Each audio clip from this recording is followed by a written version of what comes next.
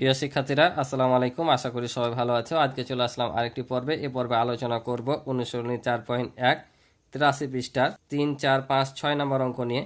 তো তোমরা ক্লাসটি শেষ পর্যন্ত দেখবে, আমি তোমাদেরকে সহজভাবে বুঝিয়ে দেবো ইনশাল্লাহ। তো এখানে বলছে দেখো 2x প্লাস 3y ভাগ 4x মাইনাস 5x গুণিত হচ্ছে 8y। রাশিটিতে কয়টি পদ আছে এবং পদগুলো কি কি? তো এখানে আমরা জানি যে রাশি বলতে তোমার এই যে যোগ বিয়োগ গুণ ভাগ সম্বলিত এবং এই যে এক্স এগুলো দিয়ে গঠিত একটি বাক্যকে রাশি বলা হয়। তো একটা রাশিতে বিভিন্ন ধরনের পদ থাকতে পারে, ঠিক আছে? অনেক ধরনের পদ থাকতে পারে, অনেক ধরনের মধ্যে অনেকগুলো পদ থাকতে পারে। তো পদ কি? এই যে এই সংখ্যাগুলো লেখা আছে এক একটি করে, এখানে কিন্তু এক একটি পদ, কিন্তু এখানে যে সবগুলো এক একটা করে আছে পদ হবে এমনটা না। তো পদ কিভাবে গঠিত হয়? পদ গঠিত হয় তোমার যোগ বিয়োগ, অর্থাৎ এটা মিলে আলাদা, আর গুণ আর ভাগ মিলে যতগুলো সংখ্যা থাকবে ততগুলো মিলে একটি পদ হবে। ধরো যে এখানে x plus y plus z আছে, এই যে প্লাস আছে, বা x minus y plus z আছে, তাহলে এখানে দেখো এই যে প্লাস যদি থাকে আর মাইনাস যদি থাকে, তাহলে মাইনাস প্লাসের আগে পরে এক একটি পদ। এটা একটা পদ, এটা একটা পদ, এটা একটা পদ, এরকম এখানে একটা আর এটা একটা, অর্থাৎ দুই জায়গাতে তিনটা পদ আছে। অর্থাৎ প্লাস মাইনাসের আগে ও পরের সংখ্যা মিলে একটা পদ। কিন্তু এটা যদি এভাবে থাকতো এক্স গুণিত ওয়াই গুণিত জেড, তাহলে এই তিনটা মিলে হতো একটা পদ। কি বললাম? তিনটা মিলে একটা পদ, কারণ এগুলো গুণ করলে সব কি হবে? একসাথে হয়ে যাবে। তাহলে এখানে কয়টা পদ হলো? একটা। কিন্তু তুমি এটা চাইলে এগুলোকে এক জায়গাতে তুমি করতে পারবা না, ঠিক আছে? তাহলে বুঝতে পারছো পদ কীভাবে গঠিত হয়। যদি এমনও থাকতো, মনে করো এক্স গুণিত ওয়াই ভাগ জেড ভাগ হচ্ছে সি, এমন থাকতো, তাও এই সবগুলো মিলে একটা পদ হতো। এখানে চারটি সংখ্যা মিলাই কি হতো? একটি পদ হতো। অর্থাৎ গুণ আর ভাগের আগে পরে মিলে যত সংখ্যা থাকবে সব মিলে একটা পদ। আর মধ্যেখানে যদি একটা প্লাস বা মাইনাস ঢুকে যায়, এক্স প্লাস ওয়াই গুণিত জেড গুণিত সি এমন থাকে, তাহলে এই যে ওয়াই গুণিত জেড গুণিত সি, তাহলে এই তিনটা মিলে একটা পদ হবে আর এটা মিলে একটা পদ হবে, ঠিক আছে? তাহলে যোগ বিয়োগের আগে পরে যেটা থাকবে সেগুলো মিলে একটা একটা করে পদ হবে, আর গুণের সাথে যেগুলো রিলেটেড থাকবে পাশাপাশি সেগুলো মিলে একটা পদ হবে। বুঝতে পারছো? তাই এখানে দেখো তিনটা পাশাপাশি গুণ আছে, তাই এটা মিলে একটা পদ আর এটা মিলে একটা পদ। আবার এই ফাঁকে যদি এটা গুণ না হয়ে এটা যোগ হতো, তাহলে কিন্তু আবার একটা পদ সৃষ্টি হতো, বুঝছো? তাহলে এটা একটা পদ হতো, এ দুটা মিলে একটা পদ হতো, এটা একটা পদ হতো, অর্থাৎ তিনটা পদ হতো। তাহলে পদ নির্ণয় করা বুঝতে পারছো? তো এখনও বলছে এই রাশিটিতে কয়টি পদ আছে এবং পদগুলো কি কি। তাহলে এবার দেখো রাশিটিতে কয়টি পদ আছে। তাহলে এই যে ধরো 2x প্লাস 3 আছে ভাগ 4x, তার মানে এই 2x মিলে একটা পদ। আর এই যে এখানে দেখো ভাগ আছে আবার বিয়োগ আছে, তার মানে এই দুটা মিলে একটা কি পদ। আবার 5x গুণিত 8y আছে, তার মানে এই দুটা মিলে একটা পদ। তাহলে কয়টা পদ পেলাম? 2x একটা পদ, এইটা একটা পদ, দুইটা, আর এটা একটা পদ। তার মানে রাশিটিতে তিনটি পদ আছে। পদগুলো কি কি? একটা হচ্ছে 2x, একটা হচ্ছে 3y ভাগ 4x, একটা হচ্ছে 5x গুণিত 4y, ঠিক আছে? তো চলো আমরা এখন তোমাদেরকে খাতায় জাস্ট লিখে দিই। তাহলে দেখো এখানে লিখে দিলাম যে এত রাশিটিতে তিনটি পদ আছে। তাহলে লিখবো যে পদগুলো হচ্ছে বা হলো, পদগুলো হলো, তাহলে কত কত? একটা হচ্ছে 2x, একটা 3y ভাগ হচ্ছে 4x, কারণ বললাম যে ভাগ থাকলে সেই সংখ্যাগুলো মিলে একটা, আর যোগ বিয়োগের জন্য একটা। তারপর এই যেখানে বিয়োগ আছে, তার মানে এই দুটো একটা, অর্থাৎ 5x গুণিত 4y, ঠিক আছে? তাহলে এটাই হচ্ছে আমাদের অ্যান্সার, যে পদ সংখ্যা হচ্ছে তিনটি আর পদগুলো হলো এত এত, ঠিক আছে? আশা করি তোমরা বুঝছো। এবার 4 নম্বরে বলছে দেখো রাশির পদ সংখ্যা নির্ণয় করো। এখানেও রাশির পদ সংখ্যা নির্ণয় করতে বলেছে। তাহলে এবার দেখো তোমরা মুখে মুখে বলতে পারবা এখানে কয়টা সংখ্যা আছে? একটাই, তার মানে পদ সংখ্যা কত? একটাই। 2a প্লাস b আছে, তার মানে এখানে কয়টা? দুইটা, কারণ বলছি যোগের আগে পরে মিলে গঠিত হবে। তাহলে এটা একটা, এটা একটা, দুইটা। তাহলে এখানে একটা, এটা হচ্ছে দুইটা। এখানে দেখো x minus 3y plus 5z, তার মানে এখানে কয়টা? এটার জন্য একটা, এটার জন্য একটা, এটার জন্য একটা, তার মানে এখানে তিনটি পদ। মুখোমুখি কিন্তু হয়ে যাচ্ছে। তারপর এখানে দেখো 5a আছে প্লাস 7b গুণিত এক্স আছে, তার মানে এটার জন্য একটা পদ, আর এ 7b গুণিত এক্স এটার জন্য একটা পদ। কারণ এই যে এখানে আবার মাইনাস হয়ে গেছে, তাহলে মাইনাসের কারণে এদিকে আবার একটা পদ হয়ে গেলো, অর্থাৎ 3c ভাগ ওয়াই। তাহলে এটা মিলে একটা পদ, তাহলে কয়টা হলো? 3টা, 1টা 2টা 3টা। এখানে কয়টা আছে দেখো, এখানে আছে এক্স, তারপর প্লাস আছে, তার মানে এটা একটা 5x গুণিত বি, এটা একটা। এখানে দেখো -3y ভাগ সি, তার মানে এটার জন্য একটা। তাহলে কয়টা হলো? একটা, এই দুটার জন্য একটা, 2টা, আর এটা মিলে একটা, 3টা। এখানেও 3টে পদ। তাহলে বুঝতে পারলা কয়টি করে পদ? এটাতে একটা, এটাতে 2টা, এটাতে 3টা, এটা তো 3টা, এটা তো 3টা। তো এখন তোমাদের শুধু আমি লিখে দিই, আশা করি তোমরা বুঝে গেছো।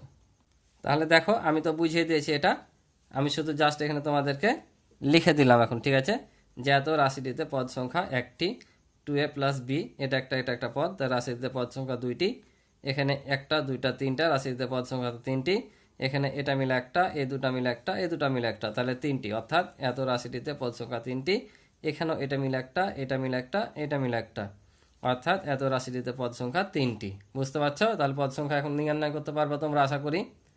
তো চলো আমরা পরেরটা দেখি। তো এবার 5 নাম্বার দেখো, 5 নাম্বারে 2টি অঙ্ক আছে। একটা হচ্ছে প্রত্যেক পদের সহগ নির্ণয় করো, একটা এক্স এর আক্ষরিক সহগ নির্ণয় করো। তো আক্ষরিক পরে বুঝাচ্ছি আমি, এখানে আছে প্রত্যেক পদের সহগ নির্ণয় করো। প্রত্যেক পদ মানে কি? এটা একটা পদ, এটা একটা পদ, এটা একটা পদ। আর আমাদের পদের সংখ্যা নির্ণয় করতে হবে কোনগুলো? এই যে অক্ষর যেগুলো দেওয়া আছে এগুলো পদের সহগ নির্ণয় করতে হবে। তো এখন সহগ মানে কি? একটি সংখ্যার সাথে যেটা গুণ অবস্থা থাকে সেটা হচ্ছে সহগ, ঠিক আছে? যেমন এই যে বি এর সাথে 6 গুণ অবস্থা আছে, তাহলে বি এর সহগ হচ্ছে 6।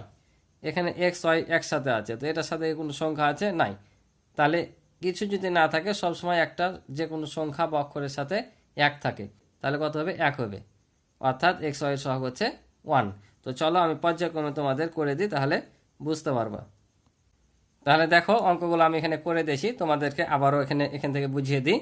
তো এখানে ছিল 6b, তাহলে আমরা 6 গুণিত b করলাম, কারণ b এর সাথে 6টা গুণ হয়ে আছে, তাই 6 গুণিত b। তাহলে অতএব b এর সহগ কত? 6। এখানে যেমন এক্স ওয়াই আছে, তো এক্স ওয়াই এর সাথে কিছুই নাই, তার মানে 1 আছে, কারণ আমরা যে কোনো সংখ্যার সাথে 1 গুণ করলে সংখ্যায় পাই, তার মানে যে কোনো সংখ্যার সাথে 1 থাকে। তাহলে এখানে এক্স ওয়াই গুণিত 1, অতএব এক্স ওয়াই এর সহগ হচ্ছে 1। এখানে 7ab দেখতে পাচ্ছ, তাহলে 7 গুণিত ab, তাহলে অতএব ab এর সহগ 7। এখানে আছে দেখো অঙ্কটা 2x + 8y আছে, অর্থাৎ 2x, অর্থাৎ 2 গুণিত x যোগ 8 গুণিত y আছে। তার মানে আমরা বুঝতে পারছি যে এত রাশিটির প্রথম পদ, এটা হচ্ছে প্রথম পদ, এটা হচ্ছে দ্বিতীয় পদ। তাহলে প্রথম পদ কত? x, x এর সহগ হচ্ছে কত? 2, এবং দ্বিতীয় পদ y এর সহগ হচ্ছে 8। বুঝতে পারছো? এত রাশিটির প্রথম পদ x এর সহগ 2 এবং দ্বিতীয় পদ y এর সহগ হচ্ছে 8।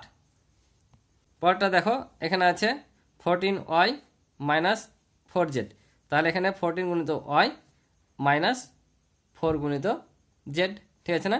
তাহলে আমরা লিখতে পারি এত রাশিটির প্রথম পদ y, প্রথম পদ এবার y আছে, y এর সহগ হচ্ছে কত? 14, এবং z এর সহগ হচ্ছে -4। কেন মাইনাস দিলাম? এই যে এখানে দেখো মাইনাস আছে, যার যেটা চিহ্ন থাকবে সেটাই কিন্তু দিতে হবে, ঠিক আছে? তাহলে এর আগেরগুলোতে কোনোটার মাইনাস ছিল না, তাই আমরা মাইনাস দিইনি। এখানে যেহেতু মাইনাস আছে তাই -4 হবে। যেহেতু রাশিটির প্রথম পদ y এর সহগ 14, এখানে যেহেতু কোনো চিহ্ন নাই, মানে প্লাস চিহ্ন, তাই এখানে দেওয়ার দরকার নাই, এবং z এর সহগ হচ্ছে -4, যেহেতু এখানে মাইনাস আছে। বুঝতে পারছো? এটাও দেখো, এখানে আছে -12 xyz, তাহলে -12 গুণিত xyz, তাহলে অতএব xyz এর সহগ হচ্ছে -12, ঠিক আছে? যেহেতু এই যে মাইনাস আছে তাই মাইনাস হবে। আশা করি বুঝতে পারছো। তো চলো আমরা পরেরটা দেখি। তো পরের অঙ্কটাতে কি বলেছিল? যে এক্স এর আক্ষরিক সহগ নির্ণয় করো। এবার আক্ষরিক সহগ কোনগুলো? তো আমরা সাধারণত ক, খ, গ, ঘ, A, B, C, D, X, Y, Z যেগুলো লিখি এগুলো কিন্তু অক্ষর, এগুলোকে বলে অক্ষর প্রতীক। অর্থাৎ এখানে আমরা সবগুলোর কিন্তু পদ নির্ণয় করলাম, এ, বি, এক্স, ওয়াই, জেড সবের। কিন্তু এখানে বলেছে শুধুমাত্র এক্স এর আক্ষরিক সহগ নির্ণয় করো, অর্থাৎ এই যে এক্স এর সাথে কি আছে? এ আছে, অর্থাৎ এক্স এর আক্ষরিক সহগ এ। এখানে দেখো এক্স এর আক্ষরিক সহগ এ, এটা কিন্তু আমাদের কোনো যায় আসে না, এটা কিন্তু আমাদের নিতে হবে না, শুধু সহগ বলেছে। আর এটা কিন্তু এক্স এর সহগও না, সাংখ্যিক সহগও না, তারপর আক্ষরিক সহগও না। আক্ষরিক সহগ বলতে এটা বলেছে, তাহলে আমাদের এখানে আক্ষরিক সহগ কোনটা? এ। এখানেও দেখো আক্ষরিক সহগ কোনটা? এক্স এর এ, বি কিন্তু এখানে না, কারণ আমাদের এক্স এর শুধু বলেছে, অর্থাৎ শুধু এক্স এর আক্ষরিক সহগ হবে এ। আর এখানে দেখো এখানে কি কি আছে? এক্স এর সাথে পি ওয়াই আছে, তাহলে এক্স এর আক্ষরিক সহগ কি হবে? পি ওয়াই হবে।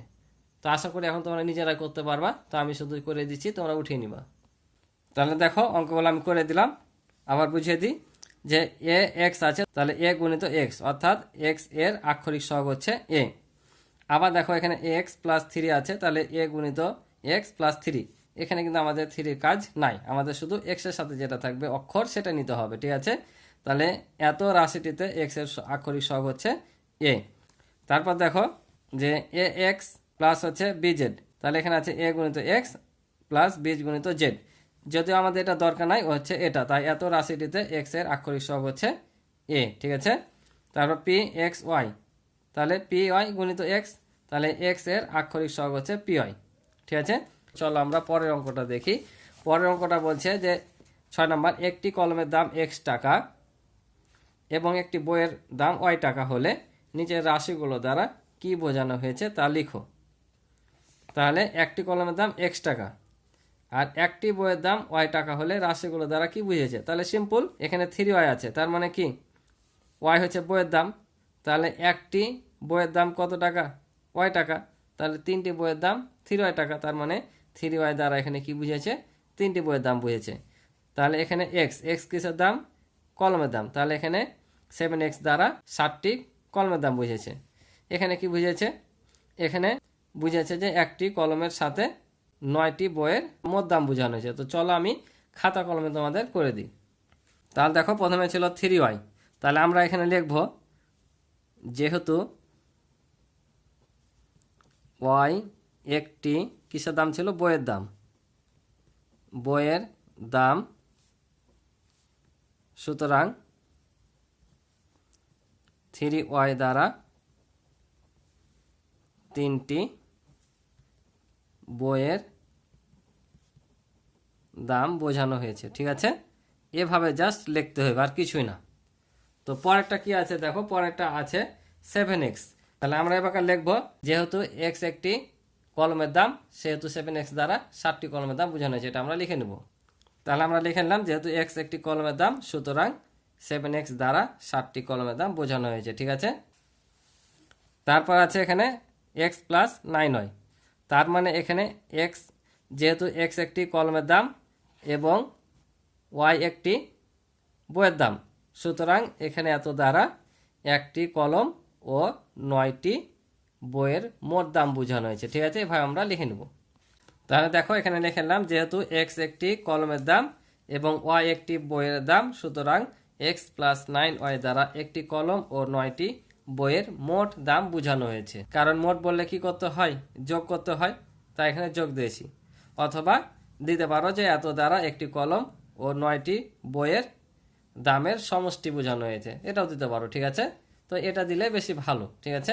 তো চলো পরেরটা দেখি। তাহলে এটা দেখো কি বলছে যে 5x প্লাস 8y আছে, তার মানে কি এখানে 5টি কলম আর 8টি বইয়ের দাম বোঝানো হয়েছে, মোট দাম বোঝানো হয়েছে, তাই না। তো চলো আমরা এভাবে লিখে নিব। তাহলে দেখো লিখে নিলাম যেহেতু x একটি কলমের দাম এবং y একটি বইয়ের দাম, সুতরাং 5x প্লাস 8y দ্বারা 5টি কলম ও 8টি বইয়ের মোট দাম বোঝানো হয়েছে, ঠিক আছে। তাহলে এগুলো সবই এভাবে লিখতে হবে যতগুলো আছে। এটাও দেখো, এটাও সেম হবে, এখানে 6y প্লাস 3x, অর্থাৎ এখানে 6টি বই ও 3টি কলমের মোট দাম বোঝানো হয়েছে, শুধু বইটা আগে করছে কলমটা পরে নিয়ে এসছে, তো ওভাবে সেম লিখে নিব। তাহলে দেখো জাস্ট ওই কথাটি লিখে নিলাম যেহেতু y একটি বইয়ের দাম, y যেহেতু আগে আছে তাহলে বইটা আগে আসবে, যেহেতু y একটি বইয়ের দাম এবং x একটি কলমের দাম, সুতরাং 6x প্লাস 3y দ্বারা 6টি বই এবং 3টি কলমের মোট দাম বোঝানো হয়েছে। বুঝতে পারছো? তো এই ছিল আজকের অঙ্ক। আশা করি তোমরা অঙ্কগুলো বুঝেছো। ক্লাসটি ভালো লাগলে অবশ্যই চ্যানেলটি সাবস্ক্রাইব করে আমার পাশে থাকবে এবং ইতিপূর্বে যারা আমার চ্যানেলটি সাবস্ক্রাইব করে রেখেছে তাদেরকে অসংখ্য ধন্যবাদ। আর ভিডিও ভালো লাগলে অবশ্যই একটা লাইক করে দিবে আর কমেন্টের মাধ্যমে তোমাদের মতামতগুলো জানাবে। আর আমার পূর্বের ক্লাসের ভিডিওগুলো দেখতে এই ভিডিও ডিসক্রিপশনে তোমরা লিঙ্ক পেয়ে যাবে অথবা আমার চ্যানেলে প্লে লিস্টের মাধ্যমে দেখতে পারো। তো আজকে এই পর্যন্ত, ভালো সুস্থ থাকো, আল্লাহ হাফিজ।